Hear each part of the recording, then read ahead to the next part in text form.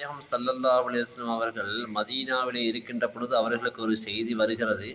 மக்காவிலிருந்து ஒரு படை முஸ்லீம்களை தாக்குவதற்காக மதீனாவை நோக்கி வந்து கொண்டிருக்கிறது என்ற செய்தி அவர்களுக்கு வருகிறது.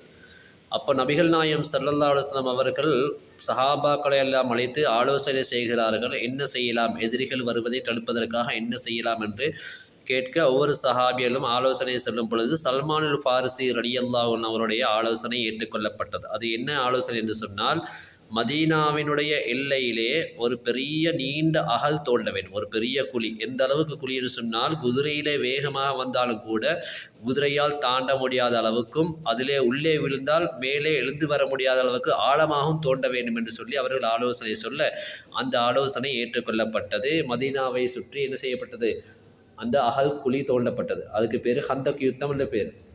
அப்போ அங்கே வந்த நேரத்தில் எதிரிகள் இதை பார்த்து ஆச்சரியம் அடைந்து அதிர்ந்து போய்விட்டார்கள். இருந்தாலும் அகலுக்கு அங்கிட்டு அந்த பக்கமாக இருந்து, அந்த குழிக்கு அந்த பக்கமாக இருந்து அவர்கள் அம்புகளை கொண்டு ஆயுதங்களை வீசி வீசி என்ன செய்கிறார்கள் சொன்னால் யுத்தம் செய்கிறார்கள். அதிலே பெரிய அளவு சேதம் எதுவும் ஏற்படவில்லை என்று சொன்னாலும் ஒரே ஒரு சஹாபிக்கு வந்து அங்கே காயம் ஏற்படுகிறது.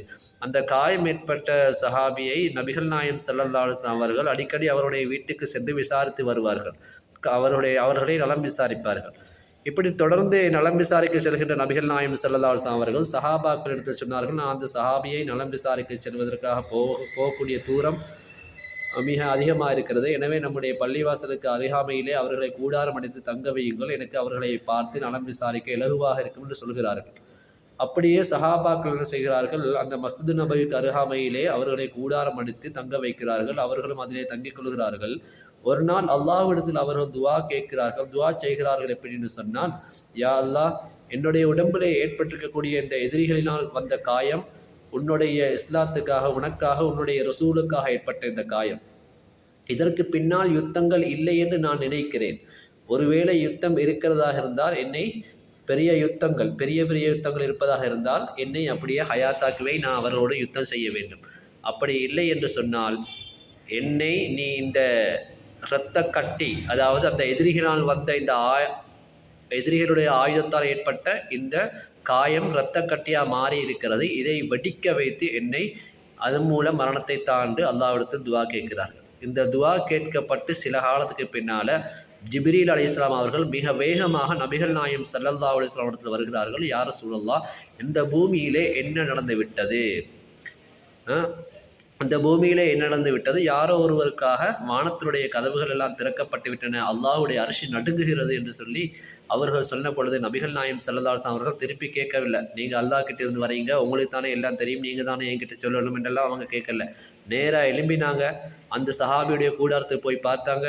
அந்த கூடாரத்திலே அவருடைய காயம் வெடித்து அங்கிருந்து ரத்தம் வழிந்து கொண்டு வருகிறது. அவருடைய ரூஹு பிரிந்திருந்தது.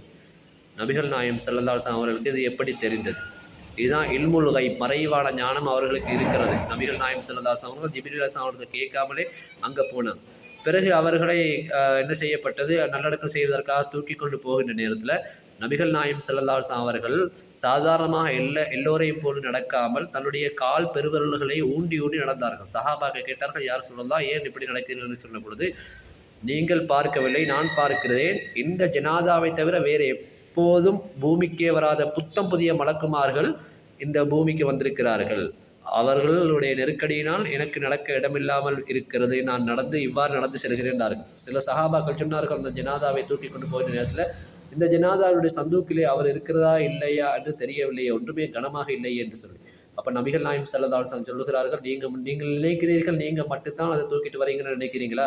இல்லை, இன்றைய நாளை தவிர, இந்த ஜனாதாவுக்காவை தவிர வேறு எந்த நாளும் உலகத்துக்கே பூமிக்கே வராத புத்தம் புதிய மலக்குமார்களை அல்லாஹ் அனுப்பியிருக்கிறான் அவருடைய ஜனாதாவை தூக்கிச் செல்வதற்காக. நான் அவற்றை பார்க்கிறேன் என்று சொல்லி நபிகள் நாயகம் ஸல்லல்லாஹு அலைஹி வஸல்லம் சொன்னார்கள்.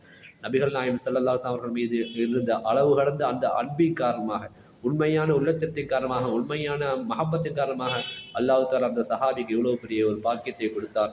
எனவே நாமும் நபிகள் நாயகம் ஸல்லல்லாஹு அலைஹி வஸல்லம் அவர்கள் மீது அளவு கடந்த அன்பு வைத்து அவருடைய நல்ல துஆ பரக்கத்தையும் அல்லாஹ்வுடைய நல்லாசையை பெறுவோமாக. எல்லாம் வல்ல அல்லாஹ் அதுக்கு தௌஃபீக் செய்வானாக. அஸ்ஸலாமு அலைக்கும் வரஹ்மத்துல்லாஹி வபரகாத்துஹு.